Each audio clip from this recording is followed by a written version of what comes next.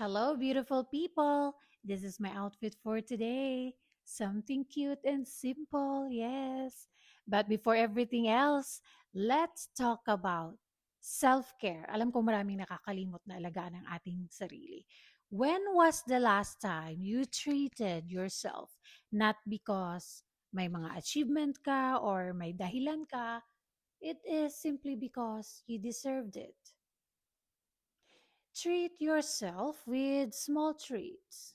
Oo, mag-shopping ka lang, kahit konti lang. Bumili ka ng lipstick or favorite mong blush on. Bumili ka ng favorite mong skincare. Mura man yan or mamahalin, depende sa kung anong hiyang ng skin mo. Magpa-massage ka or magpa-derma ka. Girl, you deserve it. Pumunta ka sa favorite mong cafe, inumin mo yung favorite or orderin mo yung favorite mong kape or the usual drink. And just sit there for a while.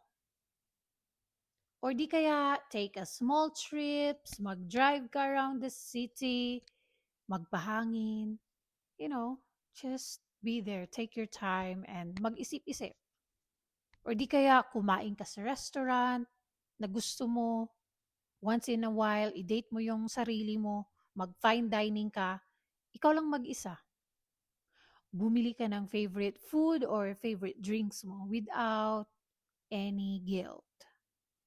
And don't forget to pause. Maghinay-hinay, magdahan-dahan. Meditate. Pray. Inhale. Exhale. Kasi minsan, yun lang naman talaga ang kailangan natin. Life is too short to always suffer. And we all know that life is full of chaos, challenges, and responsibilities we face every single day. And we don't need to drown ourselves or wrap ourselves in darkness. Nakakapagod maging ina, yes, given na yan. Of course, nakakapagod din maging asawa. And most of all, nakakapagod maging isang babae. Kasi nakakapagod maging strong all the time. Bilang isang babae, ang dami nating emotions, ang dami nating feelings. Pero hindi pwedeng sumuko. Instead, give yourself grace. Pwedeng-pwede mong mahalin at regaluhan ang sarili mo.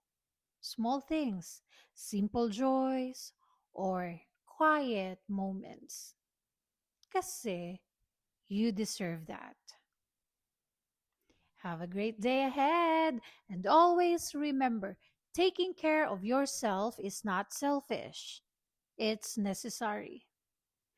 Bye for now and see you next time. Mwah.